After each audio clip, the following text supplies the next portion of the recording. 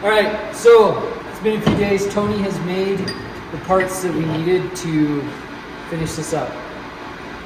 Tony, why don't you tell us about them? Okay. I don't know if you can see this. Basically, because of where our current crossbar, do you want to do like a zoom on it? Yeah. Okay, so where the crossbar was, the original crossbar, in this spot right here, our rail brace is in the same spot. Thanks, Ice Age. So in order, because this is the wrong size bolt hole, this is a much larger, it's like a 3/8 bolt. This is a 5/16. So this wasn't gonna work. So what I did was machined, took some 3/4 inch bar stock. This is machined down just so it's guaranteed to fit, but that matches that diameter. And then I tapped a 5/16 18, which is what this bolt is here. So we're gonna replace that. And then, SKIDoo, if you're watching, I put a flat. I milled 2 flat sections in there so we can put a crescent wrench on there and hold this. As you can see, pipe wrenches leave marks. The other fix we had to do was this front shock. The bolt is a 7mm bolt, and the hole is for a 10mm bolt. So basically, I just made this washer. This is out of some, I think it's 17-4 stainless. So that's the correct ID, and then that's the OD that's in the rail. So ID is internal diameter. Yep, inside diameter. OD is outside diameter. Right, so that basically takes up the slop, and once we pull this out, you'll see. And then, just because I was making it, I added the washer. So we no longer need to add this washer. That is considered the washer. Perfect. And we'll show you once we get it apart. Ready? Let's high five. This hole is super big. So this washer slash spacer, uh-oh. Let's see if she fits.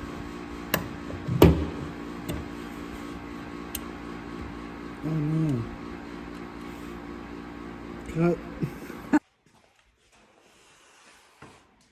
And always hit it with the deburr.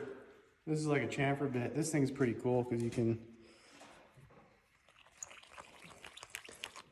We'll throw the link up for that in the description. One of those guys. Works really well.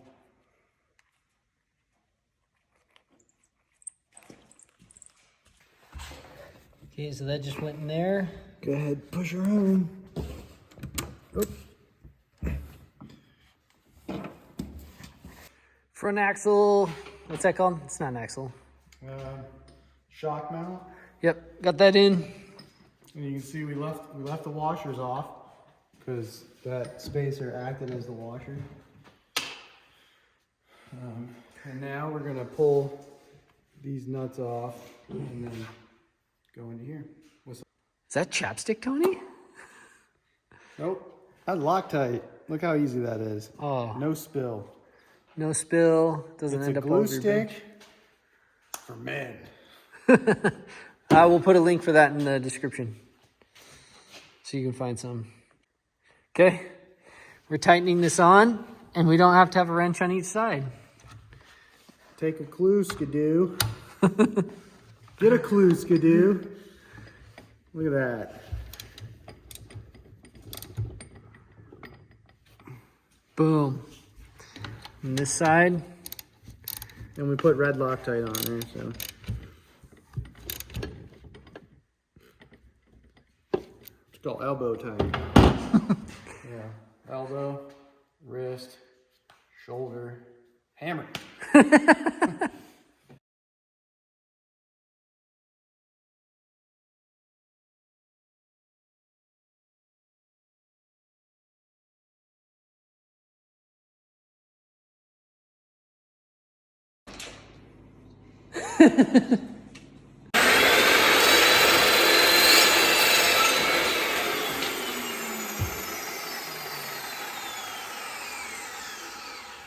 cut it off, and then we'll cut a 45. Install high facts and be done. Done.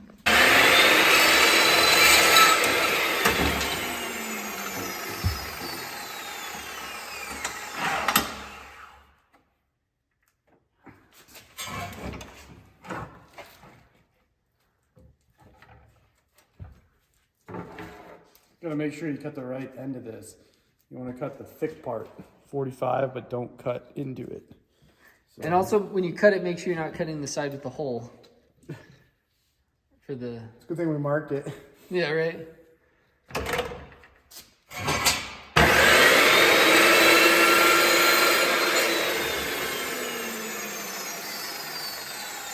A little more, a little less, what do you think? Need a little more? Yeah, a little more.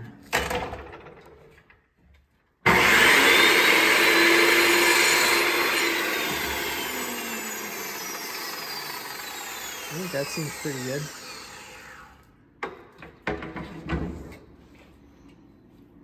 Oh, no cutty.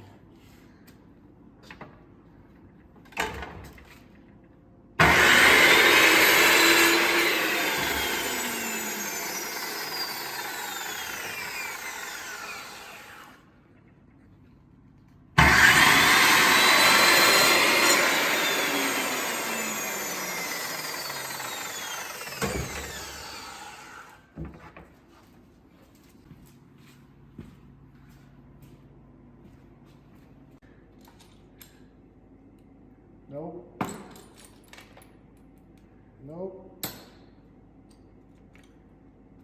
Nope. Bingo. It's a self-tapping screw. Run it in.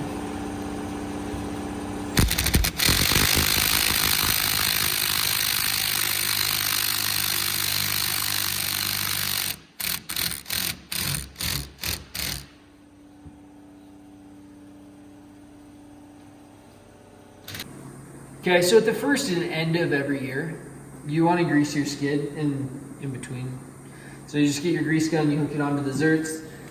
The skidoos, the Gen 4 has 3 grease zerts on it. One on this back one, and you just do it until you get grease coming out of the thing. It's coming out right here. So then we'll move up here. And you can totally do this. I mean, it's meant to do it on the sled, right? But we're just doing it since it's out and it's easier to get to and to show you.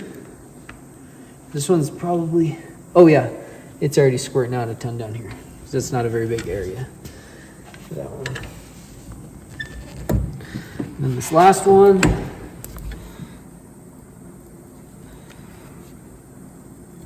Oh, yep, see it coming out there. Then just grab a rag and wipe that off, the extra off. Oh, you just have to open the door. All right, we're getting ready to throw the skid back in. We just have it up on here. You can put it on an engine hoist, have your friend hold it. A lot of people turn them on their side. Tony and I like this way. So I'll set up the camera.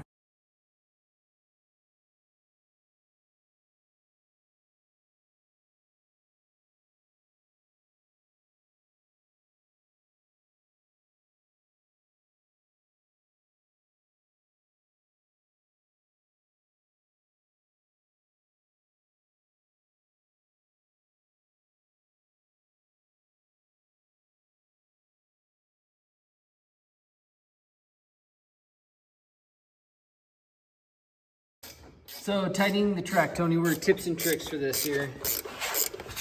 Don't use an impact. Yeah.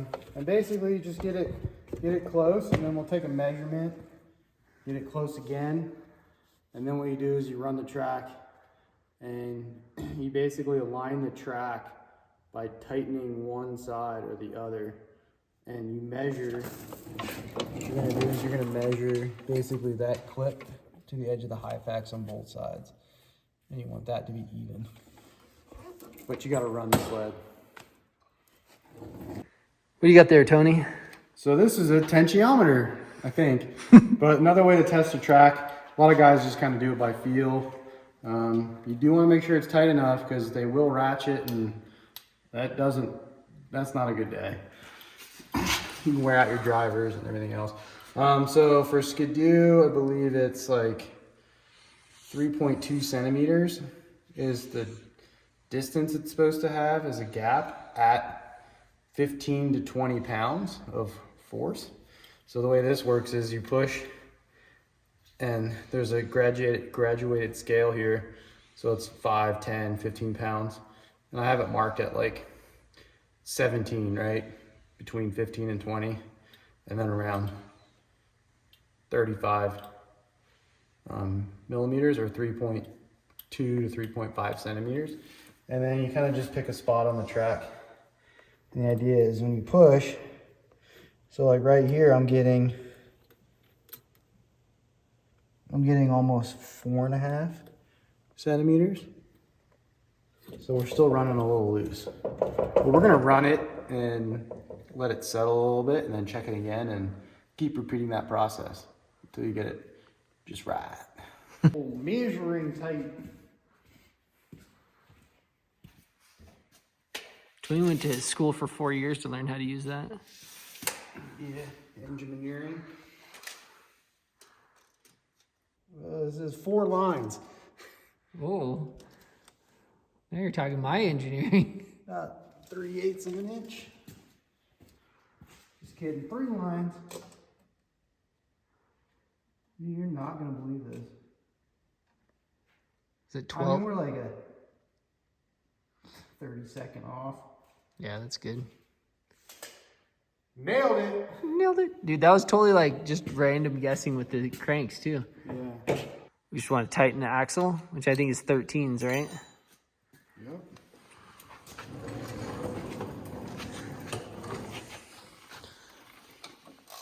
Oh, I'm not on. Okay, now I am.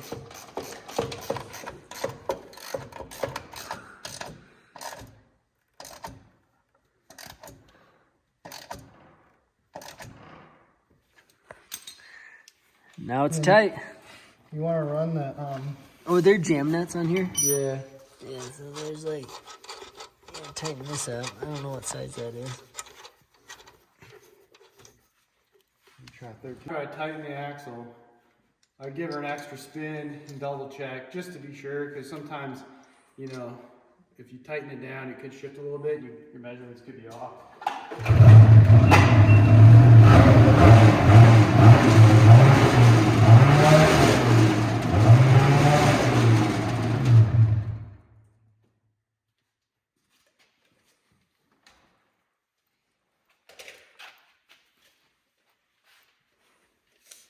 And then what I'm measuring, so see these track clips? Oh, I was... So see these track clips? Basically, I'm kind of getting the measurement to the like outside. See where it says 3/8? It's just over 3/8, like a hair. And then find the same one, and then you're on that, and it's, see how it moved a little bit on us? So it's almost a half.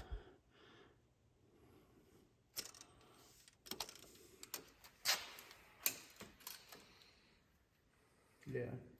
So we're out like 16th. There is quite a bit of room for tolerance, though. Yeah. I'd say we're okay for now. We'll ride it, see how she goes. Something you probably want to check a few times throughout the year anyways. So, in your life, when you grow and you mature, things change on you.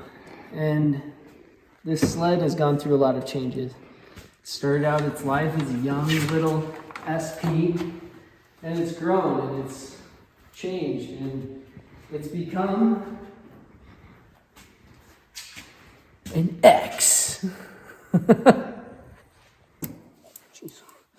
So, these screens are held on by these little, what are they called, push nuts or things. So there's just these little plastic things that push in. I got half of it out. But I have these pliers that grab on either side of this, and it grabs it and just pulls that out. So if you don't have these, it can be a little bit frustrating to get these out, but you can kind of work them out. But I'll leave a link in the description where I got these on Amazon. Oh, this one came out much better. See? This is what they look like. So that comes out. And then, so this keeps this, what this screen does is it keeps the powder like from getting in your belly pan and just filling up and just filling up with snow and weighing a ton. It's got like frog skin mesh.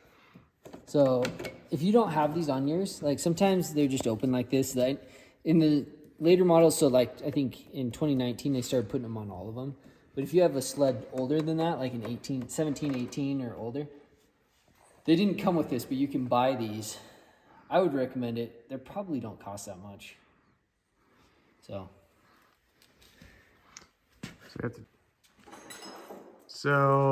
never mind. Just kidding. Can't get to it that way. Gotta take the hood off. You do want to good info about the powder screens. The lower vent hood cover thing. But we're gonna take the hood off, get to the backside, pop them loose, and then we'll show you how we drill it out and make this thing an X. I mean, other than the SP stickers. We'll Sharpie. Okay, so it does go on from the top. If you have the skins bumper, if you have a stock bumper, it doesn't matter. And then you basically, there's two tabs, you line up, push them in, and then you just push those push pins back in. They just push in, just like the name. Push. Push. And now that we're up here, we took the hood off because these are the little tabs. You gotta pop those tabs there and here. I don't know if you can see that. Ready? See? Watch. Ready? So pop there, and they pop back automatically. Pop, pop, pop. Okay. So little who's on first. There's one in the middle here too. There we go. Wait, where's the top one? Oh, it's over here. Right here. Okay. Oh.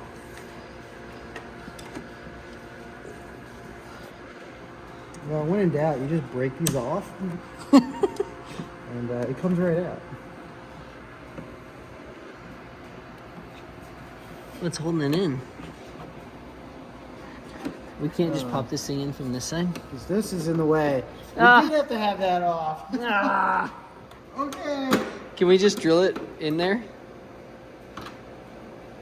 Yeah, we could. Yeah, so yeah, if you're gonna take this off, you gotta take off the bottom one, but we're just putting on our X. So we're just gonna drill it in there. So, because we needed to drill, you have to get to the back side to put this retainer clip on, but just gonna drill an 1/8 inch hole. It's already pre-marked. Oh yeah, check it out. And actually it is already drilled. Almost.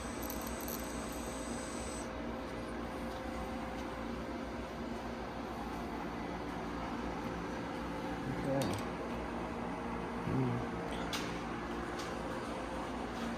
Oh yeah. Is that upside down? I don't think so. No, that fits worse. Okay. And then this little clip.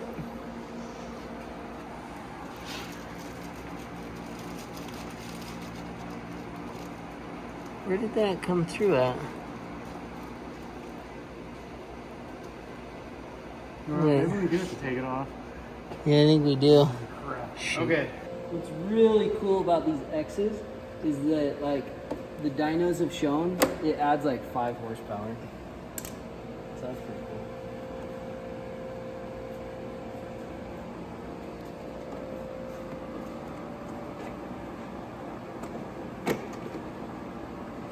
Up from the top. Yep, to the top.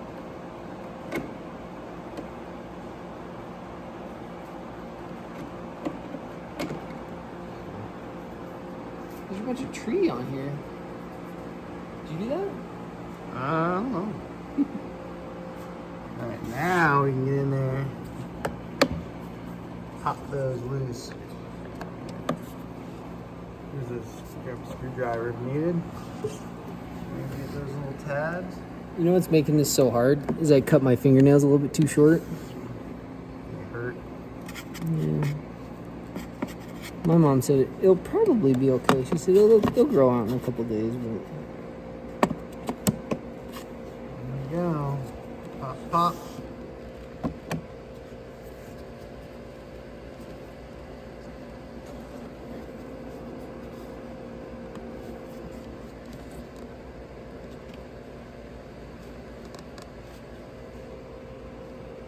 is there one more up here? Oh, right there. There we go.